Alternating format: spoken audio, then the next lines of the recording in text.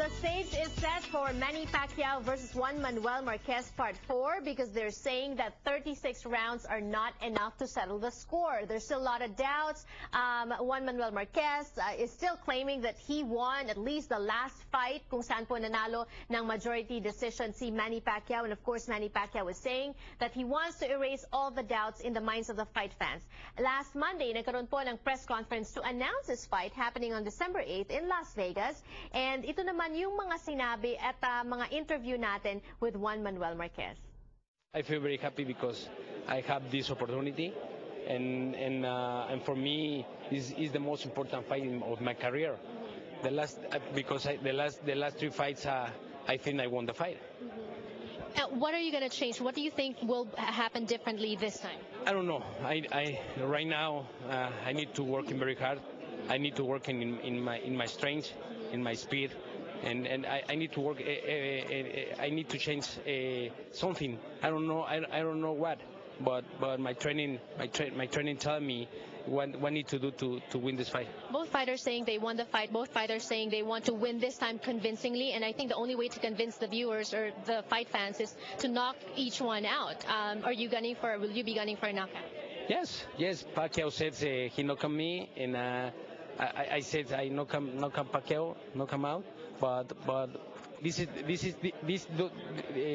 the most important, because the people watching another great fight, and the people said yes, this is another great fight because he wants to win and I want to win. And one last question: why do you think Manny Pacquiao has such a difficult time fighting you?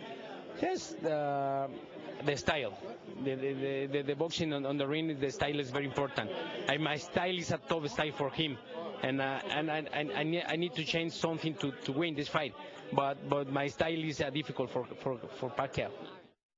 At the press conference, Manny Pacquiao also said na gusto niya raw ibalik yung dating Manny Pacquiao. Yung Manny Pacquiao when he was 24, 25 years old. That's quite a tough journey kasi babalik, no? But sinabi rin niya sa ating interview na it's not very difficult na ibalik yung dating niyang conditioning when he was 24 and 25 as long as he focuses dito po sa training na to. Another thing that's going to be different this time around is he's going to be having his full training camp here at the Wildcard Gym in Hollywood at wala na pong training sa Baguio for this fight. Ito naman ang ating panayam sa ating kampiyon na si Manny Pacquiao. Manny, this fight, walang championship, walang belt, walang nakataya. You fought the guy 36 rounds already. Is this really necessary? Yes, it's really necessary then to fight Bradley again.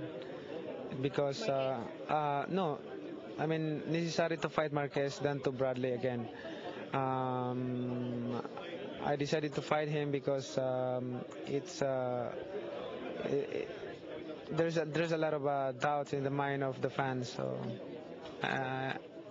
gusto kong mawala yung doubt. You're in your 30s now. Kanina when you said it, you want to bring back the old Manny Pacquiao when you were 24, 25, and I spoke to Freddie, yun din yung sinabi niya na that's what convinced him to train you to bring back the old Manny Pacquiao. 10 years difference or so. Paano medyo mahirap yun? Hindi naman mahirap, basta focus lang at talagang gagawin yung ginagawa noon.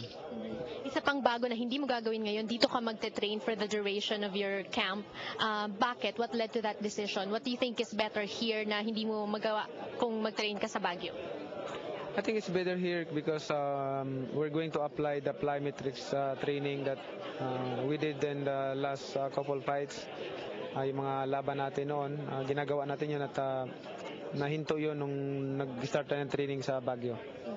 So ngayon, Manny, 30-something ka na rin, no? And hindi na tayo bumabata. Tapos yung sa mga laban na pinagdaanan mo, medyo bugbog din yung katawan. Nakakaramdam ka ba ng pagod? Nakakaramdam ka ba ng pagkaka-slowing down, sabi nila? Sa akin, okay. Hindi naman ako nakakaramdam ng pagkapagod at okay pa naman ako at salamat sa Panginoon at lagi niya akong ginagayad at binibigyan ng lakas ng katawan. At inaabangan nila yung Mayweather fight, mangyayari pa ba yun? Hopefully baka matuloy sa next year. Ngayon nagbibilang na yung mga fans mo na maaari ka na raw mag-retire pagkatapos nito o maybe isa pang fight. Sino sa tingin mo yung gusto mong pumalit sa trono mo bilang, great Filipino boxer? May isang Pilipino nandiyan si Donaire at marami pang mga ibang mga Pilipino.